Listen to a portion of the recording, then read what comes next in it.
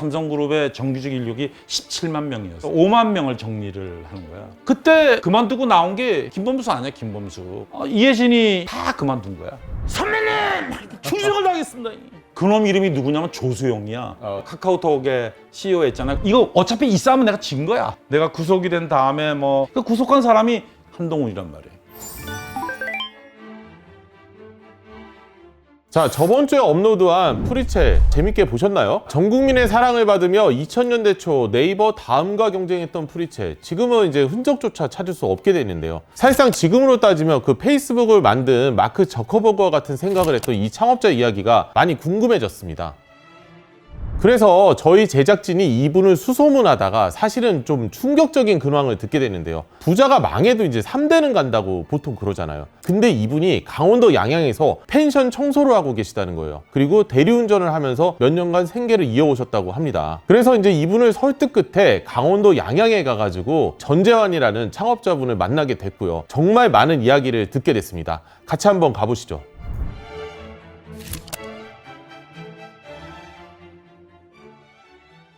안녕하세요. 네, 안녕하세요. 네.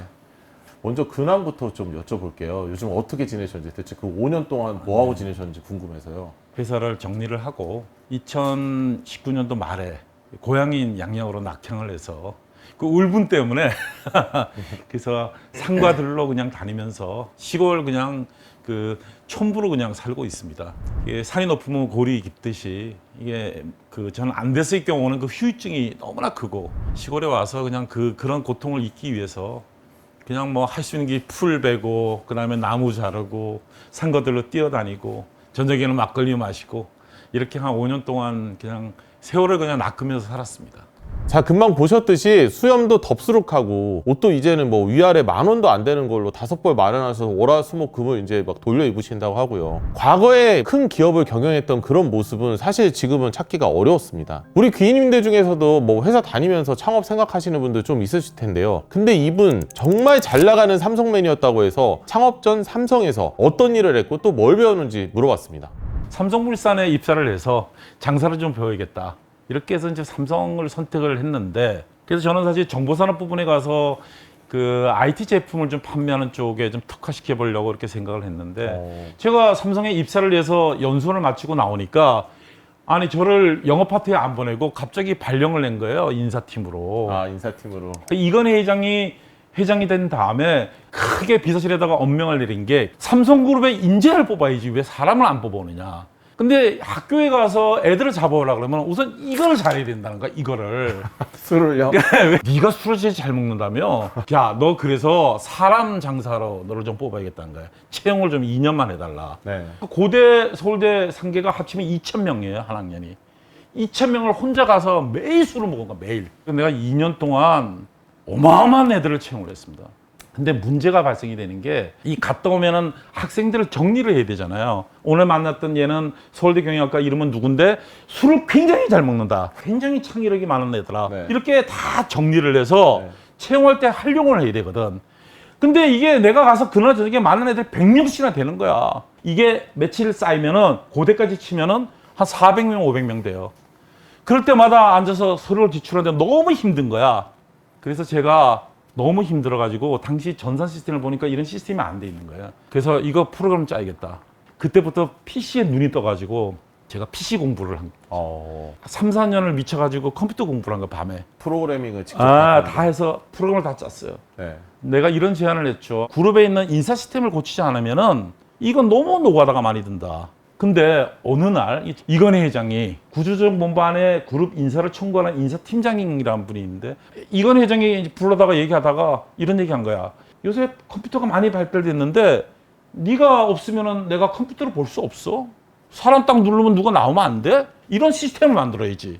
그러니까 비서실 인사팀장이 네가 2년 동안 제안했지, 네가 와서 이 프로젝트 해봐. 와. 이래서 내가 구조정보 인사팀이 파견돼서 네. 삼성그룹 인사 시스템 전체 개편 작업을 하게 된 거예요. 아, 진짜 큰일을 맡으신 거네요. 그걸 했더니 이제 삼성그룹에서 선물을 주시더라고요. 자랑스러운 삼성이 일회 수상자라는 영예를 주고 일회 수상자. 큰 상을 받았고, 그다음에 그 후에 미국 가서 1년 공부를 하면서 미국의 이제 큰 기업들, 마이크로소프트니 뭐 그다음에 오라클인 이런 회사를 다 방문하면서 그때 내가 벤처라고 하는 게 뭔지를 처음으로 눈이 뜬 거죠. 자, 이렇게 삼성맨으로 잘 나갔던 전재환 씨가 이제 나가서 창업을 하자 이렇게 결심한 거는 IMF 외환위기가 되면서 구조조정 업무를 맡은 뒤였습니다. 일괄적으로 뭐 30%를 잘라라 이런 것 때문에 미래에 정말 필요한 인재도 다 잘라내야 되는 그런 아픔이 있었다고 하는데요. 심지어 이때 김범수 카카오 전 의장이나 이해진 네이버 의장도 그렇게 명예퇴직으로 뭐 잘라내야만 했었다 뭐 이런 설명을 해주시더라고요. 근데 갑자기 30% 인력 삭감인데 당시 삼성그룹의 정규직 인력이 17만 명이었어. 곱하기 30% 하면 5만 1,000명을 뭐 일부는 분사, 일부는 명예퇴직, 뭐 일부는 이렇게 해서 5만 명을 정리를 하는 거야. 근데 그 실무를 1년 작업을 했는데 사실은 그때 회의를 참 많이 가졌어요. 제 개인적으로는. 그때 당시 97년, 8년도 되면서 막 미국에서 벤처붐이 막 일기 시작하고 우리나라도 이제 막 인터넷이 엄청나게 도입이 되면서 인터넷 붐이 막 실제로 이제 생기기 시작한 거야. 삼성 SS에 다 모아놓은 여기도 인력을 한 30% 삭감하면은 제일 똑똑한 애들이 먼저 손들고 명예퇴직금 받고 나가려고 하는 거야. 그때 그만두고 나온 게 김범수 아니야, 김범수. 김범수 그 유니텔에 있다가 나와가지고 만든 게 한 게임이지. 걔는 뭐 서울대 상문과 나왔지만 처음에 한 게임 만들면서 서버가 없었고 내가 프리체를 할 때 내 서버도 사실은 6개월간 빌려줬어요. 이혜진이란 애도 뭐 당연히 그때 그 검색 엔진을 숭실대하고 프로젝트를 하고 있었고 다 그만둔 거야. 그러니까 다 나온 게 지금 나와서 네이버가 돼 있고 그다음에 지금 한 게임 하다가 합병했다가 한 게임은 나와서 김범수가 돈 벌어갖고 지금 카톡을 한 거지. 뭐 그런 이제 스토리가 생기기 시작한 거고 나 개인적으로 보면은 삼성에 계속 있는 것이 리스크도 없고 그렇긴 하지만 내가 나가서 직접 한번 내가 벤처를 해봐야겠다. 사실은 삼성에 제가 못할 짓을 한 거죠. 나오면 안 되는 그렇게 좋은 대접을 받고 나는 사실 특진도 3번 했어요. 삼성에서. 내가 하여튼 IMF 끝나고 인력 조정이 끝나면서 사표를 내고 나와서 프리체를 이제 창업을 했는데 그때 내가 인사팀이 있었지만 소프트 인력을 많이 알았잖아요. 일을 하다 보니까. 그러니까 그룹에서 좋은 엔지니어들을 많이 알았던 거야. 근데 걔네들이 많이 퇴직을 했어. 그 애들이 지금 다 카카오에 그 지금 카톡을 만들었던 애들도 내가 데리고 왔던 프리첼이 있던 애가 가서 김범수랑 가서 카카오톡 개발한 애지. 그 소프트 개발한 거고. 그 좋은 인력들이 모이다 보니까 프리체라는 데가 엄청나게 좋은 인력들이 많이 왔었고 좋은 인재가 모이고 좋은 아이템이 있으니까 돈도 많이 모이기 시작한 거죠. 자, 이렇게 삼성에 사표를 낸 뒤에 사실 삼성에서 나온 좋은 인력들하고 본인의 채용 경험이 신생기업, 프리첼의 고급 인력을 유치하는 토대가 됐다는데요. 또 인사과의 경험은 핵심 인재를 유치해야만 회사가 산다라는 신념으로 이어졌다고 합니다. 카카오의 조수용 대표, 이분과의 인연도 재밌는 스토리가 있었는데요. 내가 프리첼을 창업을 해서 개발자들은 굉장히 좋은 애를 모았고 비즈니스 기획하고 이런 애들도 좋은 애들이 많이 와 있는데 내가 딱 보니까 하나가 빠져 있는 게 뭐냐면 디자인 인력이야. 이제 프리첼을 창업하고 나서 제일 먼저 한 게 채용 옛날 경험을 삼아서 서울대 산디과를 간 거야. 야, 어느 놈이 제일 잘하니? 그때 우리 이 중에 누가 최고의 인재라는 거야. 근데 제가 군대를 가야 됩니다 이러는 거야. 현역입니다 이러는 거네. 그래서 너 왜 임마 산디과인데 임마 병력 특례로 가면 될 거 아니야? 이게 왜 병력 특례라는 제도가 있잖아요. 맞아요. 그 미대에서 받는 그 학위가 뭐냐면 예술 석사를 받는 거야. 예술 석사. 근데 우리나라 당시에 그 석사 요원들을 병력 특례하는 게 공학 석사에 한해서 해주는 거야. 저놈을 데리고 오면 내가 디자인을 완전히 이노베이션 할 수 있을 것 같거든. 애가 들어보니까 천재야.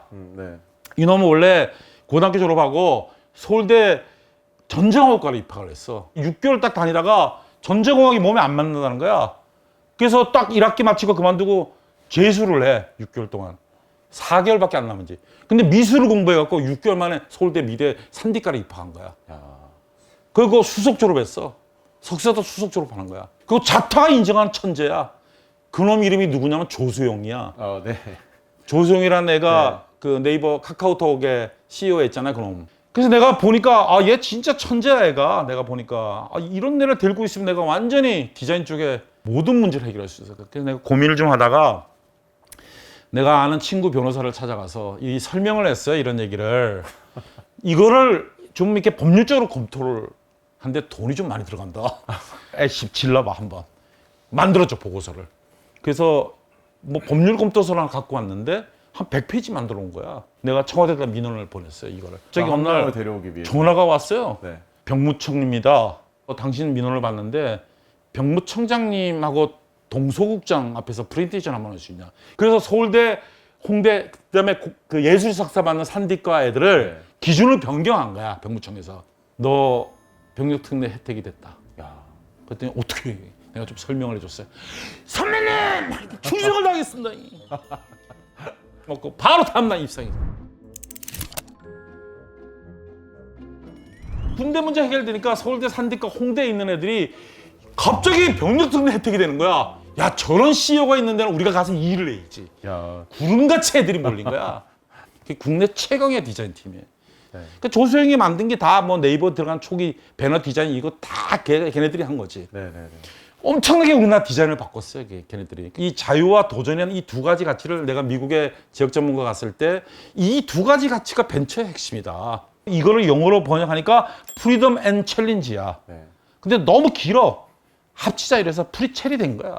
그래서 사실은 프리첼에 온 애들한테 자유스럽고 챌린징 할 수 있는 그런 컬처를 주려고 난 사실 되게 노력을 많이 했고 네.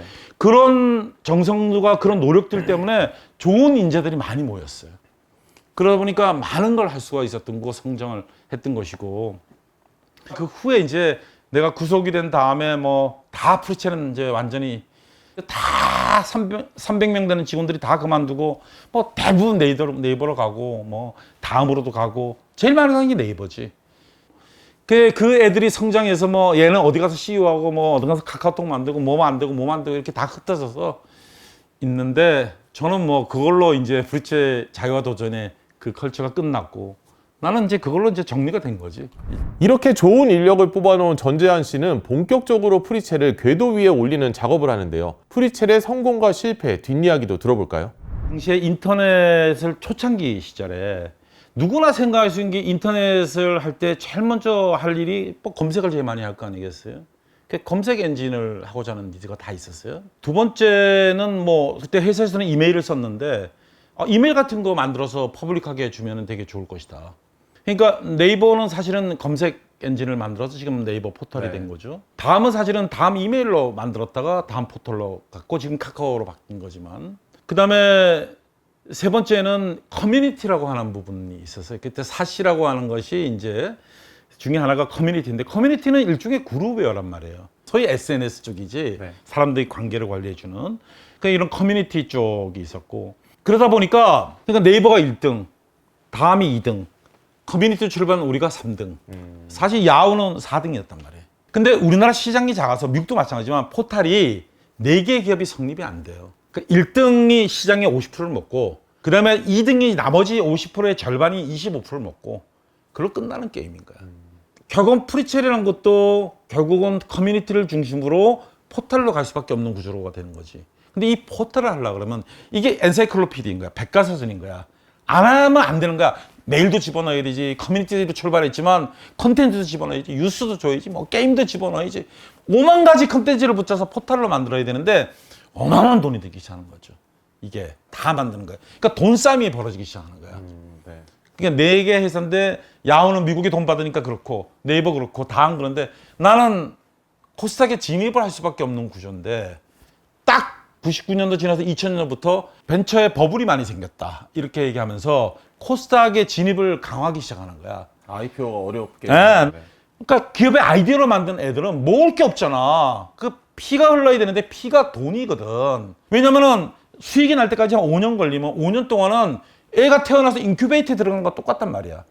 바깥에서 계속적인 인큐베이터로 음식을 넣어주지 않으면 애가 죽죠. 그게 뭐냐면 돈이고 수혈인데 그게 금융 시스템이란 말이야. 제도권 통한 나스닥을 통하든 뭐 코스닥을 통하든 아니면 미국같이 벤처 창투사가 미국에는 시리즈 A, 시리즈 B, 시리즈 펀딩으로 나눠서 네네. 단계별로 투자한 데 많고 미국은 창투사가 5천 개나 있어요.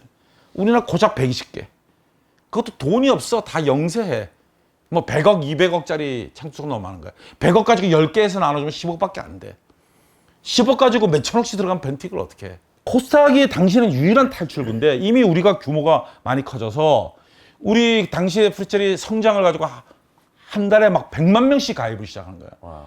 근데 그때만 해도 100만 명당 약 40억 정도 장비를 사야 되는 거야. 그러면 1000만 명이 가면은 400억을 돈을 집어넣어야 돼. 그럼 내가 1년 동안에, 근데 한 달에 100만씩 증가하니까 1년 만에 1200만이 됐단 말이야. 그럼 1200만 명의 서비스를 하면 내가 400억을 갖다 대야 되는 거야. 인건비 빼고. 네. 그럼 내가 400억을 펀딩을 하려는데 400억을 주는 데가 없어. 그럼 코스닥에 가서 400억을 동원해서 넣을 수밖에 없어. 근데 이 정도 되면 미국 같으면은 시리즈 A, 시리즈 B 펀딩으로 단계적으로 돈이 들어오고 지금 1000만 명 이상. 그렇지. 되는데. 시장을 장악하기 위해서 오히려 돈 버는 수익 구조를 만들지 말고 시장의 장악력을 높이는 쪽으로 전략적 의사결정하는데 우리는 아니야. 그러니까 돈이 크니까 돈이 안 들어와. 근데 코스닥을 딱 규제를 강화하기 시작하고 수익이 안 나면은 앉아서 진입을 못 하게 해. 그러니까 프리첼 같은 데는 코스닥에 진입을 못 하는 거야. 이 한간에는 프리첼의 유료화 결정이 프리첼을 결국에는 고사시킨 경영적인 악수였다는 평가가 많습니다. 그런데 전재환 씨의 이야기는 상당히 달랐어요. 겉으로는 엄청나게 뭐 성장하고 프리첼 정말 좋다 막 이런 얘기 나오고 가입자 늘고 폭증하고 하는데 회사는 막 속으로 오히려 골마 터지는 거지. 예. 그러니까 대표님 같은 경우에는 진짜 더 갈수록 애들이 너무 많이 몰려오는 것도 막 무섭고 그랬던 뭐 그런 네? 상황이었네. 그러니까 엄청난 구조를 만든 프리첼이 안에는 돈이 없는 거야. 그 수익을 빨리 내야 되는데 다른 데 돈 있는 데는 쟤 돈 못 버니까 쟤 죽을 수밖에 없어. 그럼 나는 어떻게 해야 돼? 뭐 광고나 이런 걸 조금 배너 걸어서 하지만 그때만 해도 광고 시장이 작아서 네. 우리 규모를 감당할 거에 수익이 안 나는 거야. 그래서 나중에 도저히 안 되니까 내가 유료화를 할 수밖에 없는 구조로 간 거고 네. 그럼 나는 이렇게 포탈 경쟁을 안 하겠다. 이거 어차피 이 싸움은 내가 진 거야. 네이버와 돈줄이 있는 두 사람을 내가 못 이긴다. 네. 그러면 나는 커뮤니티라고 하는 이 SNS를 광고로 다 없애버리자. 이 돈 안 되는 거. 그런데 사용자들 중에 그냥 500원, 1000원 내는 구조로 이 정도 낼 용의가 있지 않느냐. 네네. 대신 질 좋은 소프트를 만들자. 네. 그리고 규모를 줄여서 그게 소위 말하는 SNS를 만들겠다는 거야. 그러니까 커뮤니티가 그룹이니까 이 동문회 동창회도 하지만 소규모로 관리해주는 것도 만들고 네. 또 나를 홍보하는 구조도 만들고 컴팩트한 구조를 만들고 유료화를 할 수밖에 없는 구조로 갈 수밖에 없지 않느냐. 그러니까 내가 하고자 한 게 아니란 말이에요. 그러니까 마지막으로 그냥 밀려서 내가 할 수밖에 없는 구조를 만든 거야. 그러니까 외길 수준인 거야. 그러니까 지금 와서 사람들이 얘기할 때 그런 유료화를 왜 했냐고 얘기를 하지만 선택지가 없는 거예요. 아, 기업이 죽는데 어떡하냐고. 결국 전재환 씨는 이제 버티고 버티다가 프리첼 매각을 결심하고 대기업들을 찾아다니기 시작했답니다. 그 와중에 긴급 체포와 구속이라는 인생 최대의 시련을 받습니다. 그 상황에서 2년간의 옥살이를 했지만 많은 오해도 있었고 또 믿었던 동료에게 사기를 당하기도 했다는데요. 그러니까 내가 그때 당시에 그 투트래블에서 이렇게 유료해서 개인적으로 자체적으로 버티는 안과 그 다음에 빨리 M&A를 하면 되니까 내가 사실은 당시에 혼자 다니면서 회사를 매각하려고 삼성전자를 안 만났다고 생각해요. SK텔레콤 안 만나. 다 만난 거야. 뭐 애들 프리첼 인력도 좋고 하니까 검토해보고. 근데 검토하는데 시간이 막 3개월, 4개월, 5개월, 6개월. 네. 그런데다가 2002년 12월 달에 돌입하면서 대선이 있는 거야, 대선이. 그러니까 선거철이 막 되니까 올스탑이지, 투자가. 그러니까 우리는 막 급한데 뭐 예를 들면 빨리 가서 뭐 금년 6월 달부터 막 작업을 했는데 검토하는데 몇 개월. 우린 돈이 없잖아. 그러니까 결국은 유료화를 하고 난 이후에 그걸 막 수습하는 중간에 내가 2002년도 유료한 지 딱 2달 만에 12월 3일 날 구속이 된 거지. 그걸로 그냥 올스타 끝난 거야. 그러니까 그런 베팅을 하고 있는 CEO를 그냥 잡아다가 그냥 긴급 체포하고 아침 9시에 긴급 체포하고 2년간 옥살이 시켰는데 벤처라는 회사가 어떻게 버텨요. 그냥 그걸로 다 가는 거지. 프리첼도 다 망했고 다 직원들 한 명도 안 떠났고 네이버 가고 어디 가고 인력 다 뿔뿔이 다 흩어져 버리고 시스템 다 망가지고 회사가 보기에는 1000만 명이 넘는 직원도 몇백 명이 있는 큰 회사지만 이게 벤처라는 것은 아까 얘기대로 인큐베이터 간을 잘라버리면은 둘은 먹을 게 없어. 그냥 죽는 거 고사하는 거야. 네. 근데 그 관을 누가 이어주고 있냐면 CEO가 창업된 CEO가 연결해주고 있는 거야. 걔를 잡아버린다는 얘기는 잡아간다는 얘기는 그 관을 자르는 것과 똑같아. 구속된 사유에 대해서는 뭐 수없이 언론에 나가서 회사 돈을 갖고 뭐 횡령을 한 말도 안 되는 것이지만 난 횡령한 적이 없어요. 난 오히려 내 돈을 다 회사에 다 넣어서 그런 구조인데 하여튼 그게 법률적으로 문제가 없는 거는 법원에서 판단해서 처벌을 받았으니 거기에 대해서 내가 노코멘트다 이거야 개인적으로는. 그 구속한 사람이 지금 뭐 많이 유명해진 한동훈이란 말이에요. 그 사람이 서울중앙지검의 초임검사로 와서 첫 번째 큰 사건이 나지. 첫 번째로. 그 나를 잡았는데 나는 그 중앙지검에 있는 내 건에 대해서 나는 조사를 한 번도 받지 않은 상황에서 현행범이야. 아침 9시에 긴급체포해서 그걸로 2년 있다 나온 거야. 그걸로 다 끝나버린 거야. 뭐 지나간 얘기니까. 네. 그런 과정밖에 선택할 수밖에 없었는지를 난 지금도 사실 퀘스천 마크가 있고, 그게 아마 잘 매각이 그때 내가 결과적으로는 SK텔레콤으로 내가 매각이 됐으면은 그때 싸이월드는 없었던 거죠. 네. 왜냐면은 싸이월드하고 프리첼은 처음에 같이 경쟁을 했는데 프리첼이 1000만이 될 때 싸이월드는 200만이 됐고 싸이월드는 죽은 거야 우리 때문에. 그랬는데 SK는 내가 구속된 다음에 프리첼을 인수하려고 다 결론을 냈다가, 뭐 지나간 얘기지만 내 같이 있었던 내 있는 CEO가 감옥에 있는 나를 또 속였지. SK 있는 딜을 하러 다 온 것을 속이고 새로운 기술밖에 없다고 속여서 새로운 기술에 판 거야. 나는 속아서 사인했단 말이야. 그러니까 내가 SK하고 딜을 하고 있었기 때문에 SK가 딜하러 왔던 사실을 나한테 얘기했다면은 내가 감옥에 있으면 내가 SK하고 딜을 갔지. 그럼 내가 그날로 나와서 내가 아마 지금도 프리첼 경영을 했었을 거예요. 감옥에서 나온 전재환 씨가 이후에 동영상 포털 사업하고 마지막으로는 이제 싸이월드의 재건을 노리고 사업을 하셨는데요. 자, 이 모든 것이 실패한 후 전재환 대표가 느꼈던 감정 무엇일까요? 근데 내가 그때 본 재밌는 말이, 이게 인생에 있어서 흘러간 물로 물레방아를 돌릴 수가 없는 거야. 그러니까 지나간 일은 지나간 일일 뿐인 거야. 거기에 연연하면은 미래가 없어. 그러니까 그걸 다 털고 이제 몸뚱이 하나 이제 새로 시작하니 오로지 과거가 아닌 미래만 있는 거잖아요. 네. 그거 각오하지 않고 사업하면 안 되는 것 같아. 사업은 아름다운 미래만 있는 게 아니죠. 90%는 망하는 거야. 어찌 보면은 100개 기업이 생기면 그저 많이 성장해봐야 3개, 4개가 성공하는 거잖아. 벤처가 원래 그런 거야. 네. 95%가 원래 안 되는 구조를 갖는 거야. 그러니까 안 되는 구조를 극복하고 자꾸 경험을 쌓으면서 미래로 갈 수 있는 시스템을 어떻게 만들어내고 CEO가 극복하느냐에 따라서 우리나라 벤처 시스템이 달라지는 거죠. 사업가가 아닌 인간 전재현은 성공한 사람일까요? 실패한 사람일까요? 나는 뭐 객관적 성적으로 보면 무조건 실패한 사람이죠. 전반부 인생까지는 삼성에 다닐 때까지는 그냥 남들이 얘기하는 좋은 대학을 나와서 좋은 직장에서 또 평범하게 열심히 했고 그 속에서 인정도 받았고, 근데 사업을 하면서 내가 딱 2번 사업을 20년 했는데 10년 한 거죠 결과적으로. 근데 결국은 2번 다 실패했으니까 40살까지는 그래도 전반부 인생은 그렇게 했는데 후반 20은 사바 다 실패했었지만 나머지 20년이 남아있는데 20년 동안 내가 앉아서 이제 사업을 해서 돈이 많이 벌고 이런 거 아니고, 내가 이제 세 번째 해야 될 일은 내가 좀 행복하게 살아보면 되잖아요. 그러니까 난 지금까지 보니까 행복하지 못했던 것 같아. 그냥 벤처하면서 막 목표를 이루기 위해서 앞만 보고 달리고 매일 스트레스 받고 고통 속에 있었는데, 그냥 인간 전쟁으로서 이제 자연 속에서 그냥 내가 그러니까 안분자족하는 거지. 좀 작게 먹고 작게 쓰고, 그러니까 건강하게 살다가 내가 갈 수 있으면은 뭐 20년 안 된 이 부분의 스트레스는 보상을 받지 않을까요? 어떻게 보면 인간 전재현으로서 성공할 수 있는 마지막 네, 나는 지금 앞으로 어떻게 이렇게 사느냐에 따라서 내 지금까지 과정이 디펜던트한 거지. 그러니까 지금 평가하기는 좀 어렵다고 봐요. 저희가 타임머신을 한번 타고 과거로 가볼게요. 삼성에 계속 남아서 임원이 되고 사장이 되는 길을 택할 것 같으세요? 아니면 그래도 나와서 프리첼을 할 것 같으세요? 난 지금도 나는 그냥 벤처를 할 것 같고, 그리고 만약에 내가 다시 태어난다면 그냥 대기업에 입사를 안 했을 것 같아.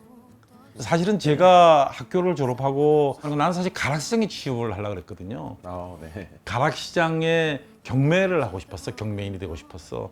그게 왜냐면 내가 이제 강원도에 살아서 아, 네네. 내가 생선을 되게 좋아하거든요. 이게 오징어 많이 나면 막 한 10,000원, 지금 오징어 금오징어지만 옛날에 막 10마리 10,000원 할 때도 있어요.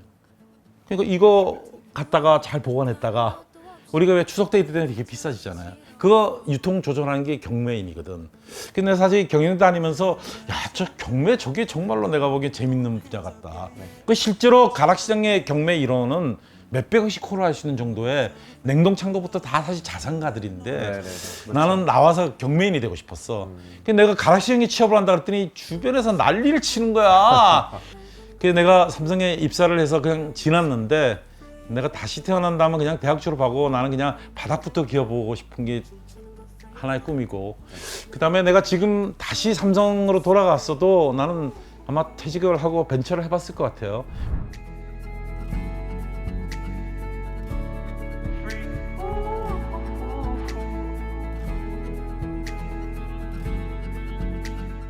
또 오늘 소비더머니에 이렇게 또 좀 어떻게 보면 용기 내서 나와주시고 하셔서 너무 감사드리고요. 꼭 한 5년 뒤, 10년 뒤쯤에 한 번 더 찾아뵙는 걸로. 그때 이제 과연 제 인간 전자원으로서 성공하셨는지 여부를 좀 알기 위해서 저희가 또 찾아오도록 하겠습니다. 감사합니다. 아이고 고맙습니다. 네. 네. 시대를 맞이하기 위해 두 손을 비우고 싶어. 저질러 네가 타고난 걸 두피두피 벌리면서 yeah 하고 싶은 대로 yeah